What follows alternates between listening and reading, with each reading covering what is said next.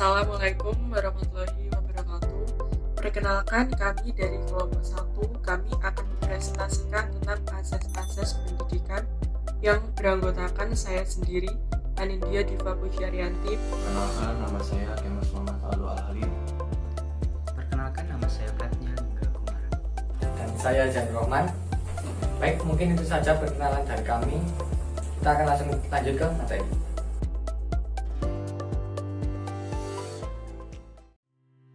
Di sini saya akan menjelaskan pengertian dari asas-asas pendidikan. Asas-asas pendidikan merupakan suatu kebenaran yang menjadi dasar atau tumpuan berpikir, baik pada tahap perancangan maupun pelaksanaan pendidikan. Jadi asas pendidikan itu telah memfokuskan perhatian kepada cara penyelenggaraan pendidikan yang dilandasi oleh pemikiran-pemikiran tentang bagaimana layaknya pendidikan itu diselenggarakan. Macam-macam asas pendidikan dan penerapannya. Khusus di Indonesia, terdapat sejumlah asas yang memberi arah dan peranan dalam merancang serta melaksanakan pendidikan. Ada 3 macam asas pendidikan. Yang pertama, asas Tuturi Handayani. Yang kedua, asas belajar sepanjang hayat. Dan yang ketiga, asas kemandirian dalam belajar. Yang pertama adalah asas pendidikan Tuturi Handayani, merupakan asas pendidikan pertama di Indonesia yang berasal dari Taman Siswa yang dikemukakan oleh Ki Hajar Dewantara. Itu seorang perintis kemerdekaan dan pendidikan nasional. Asas Tuturi Handayani ini berpedoman bahwa setiap orang memiliki hak untuk mengatur dirinya sendiri dengan berpedoman kepada tata tertib umum yang berlaku. Seorang guru berada di belakang para muridnya yang bertujuan untuk mengarahkan anak didik agar berani berjalan di depan dan mampu bertanggung jawab.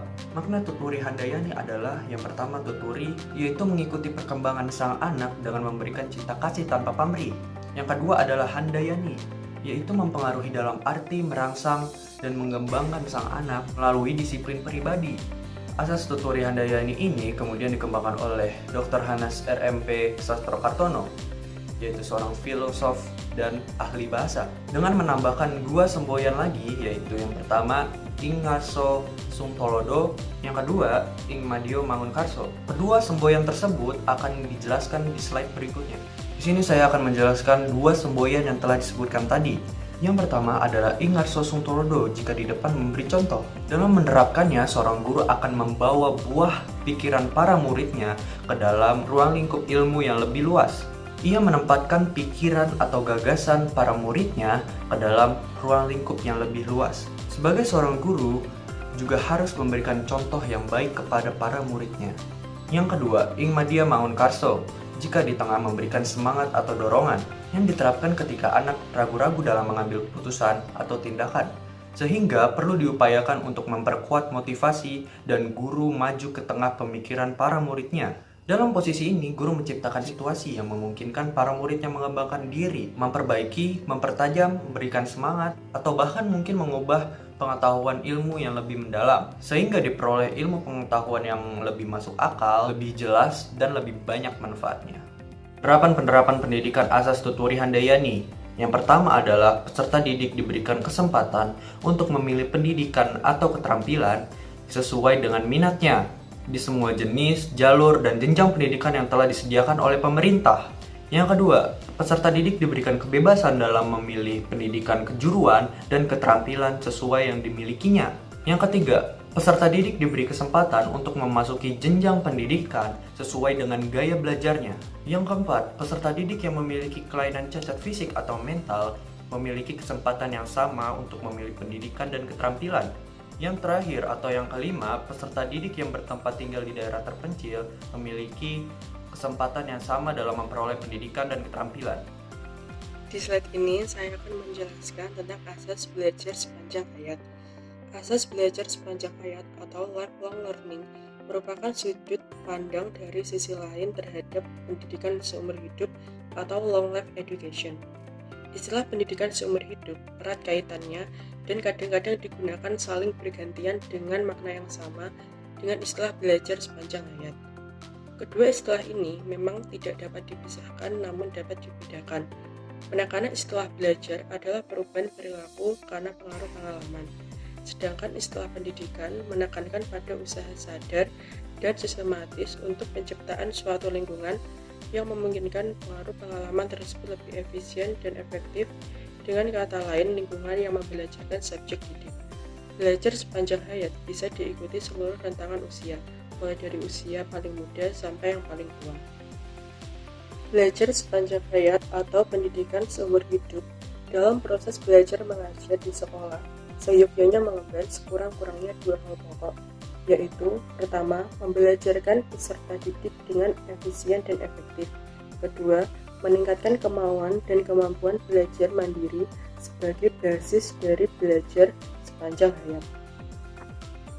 Kurikulum yang dapat mendukung terwujudnya belajar sepanjang hayat harus dirancang dan diimplementasikan dengan memperhatikan 2 dimensi, yaitu yang pertama, dimensi vertikal dari kurikulum sekolah, meliputi keterkaitan dan kesinambungan antar tingkatan sekolah dan keterkaitan dengan kehidupan peserta didik di masa depan. Yang kedua, dimensi horizontal dari kurikulum sekolah, yaitu keterkaitan antara pengalaman belajar di sekolah dengan pengalaman di luar sekolah. Belajar sepanjang hayat memungkinkan tiap warga negara Indonesia untuk pertama, mendapat kesempatan untuk meningkatkan kualitas diri dan kemandirian sepanjang hidupnya. Yang kedua, mendapat kesempatan untuk memanfaatkan layanan lembaga-lembaga pendidikan yang ada di masyarakat, seperti lembaga pendidikan yang ditawarkan dapat bersifat formal, informal, maupun non-formal. Penerapan asas belajar sepanjang hayat meliputi pertama, usaha pemerintah memperluas kesempatan belajar telah mengalami peningkatan. Terbukti dengan semakin banyaknya peserta didik dari tahun ke tahun yang dapat ditampung baik dalam lembaga formal, informal, maupun non-formal. Yang kedua, usaha pembaruan kurikulum dan pengembangan kurikulum dan isi pendidikan bertujuan agar Indonesia mampu memenuhi tantangan pembangunan manusia seutuhnya yang berkualitas melalui pendidikan. Yang ketiga, usaha pengadaan dan pengembangan sarana dan prasarana yang semakin meningkat seperti ruang belajar, perpustakaan, media pengajaran, sarana pelatihan dan keterampilan, serta pendidikan jasmani. Keempat, usaha pemerintah dalam pengadaan dan pembinaan guru serta tenaga pendidik pada semua jalur, jenis, dan jenjang agar mereka dapat melaksanakan tugasnya secara profesional. Yang kelima, pengadaan buku ajar yang diperuntukkan bagi berbagai program pendidikan masyarakat. Keenam, usaha pengadaan berbagai program peningkatan peran wanita dengan memberikan kesempatan seluas-luasnya dalam upaya mewujudkan keluarga sehat, sejahtera, bahagia, peningkatan ilmu pengetahuan dan teknologi, keterampilan, serta ketahanan mental. 7. Usaha pengadaan berbagai program pembinaan keolahragaan dengan memberikan kesempatan seluas-luasnya kepada masyarakat untuk meningkatkan kesehatan dan kebugaran serta prestasi di bidang olahraga. Sesuai uraian di atas, secara singkat, pemerintah telah mengupayakan usaha-usaha untuk menjawab tantangan asas belajar sepanjang hayat dengan cara pengadaan sarana dan prasarana, kesempatan, serta sumber daya manusia yang menunjang. Baik, saya akan menjelaskan tentang asas kemandirian dalam belajar. Sebenarnya, baik asas Tutpuri Handayani maupun asas belajar sepanjang hayat secara langsung erat kaitannya dengan asas kemandirian dalam belajar. Nah, untuk asas kemandirian dalam belajar sendiri itu diartikan sebagai aktivitas yang berlangsung atau terjadi karena didorong oleh kemampuan sendiri, kemauan sendiri, pilihan sendiri, dan tanggung jawab sendiri. Nah, asas kemandirian dalam belajar harus ditanamkan sejak dini dan terus dikembangkan melalui kegiatan ekstrakurikuler maupun kegiatan kurikuler. Nah, pada asas kemandirian dalam belajar ini, pendidik ditempatkan dalam dua peran utama. Yang pertama sebagai fasilitator. Pendidik diharapkan mampu menyediakan dan mengatur sumber belajar bagi peserta didik, seperti mengadakan alat tulis ataupun media-media yang digunakan oleh peserta didik untuk belajar mandiri. Yang kedua sebagai motivator. Di sini pendidik diharapkan mampu meningkatkan minat belajar serta kemauan belajar peserta didik melalui kata-kata serta tindakan yang memotivasi. Baik, selanjutnya adalah penerapan asas kemandirian dalam belajar.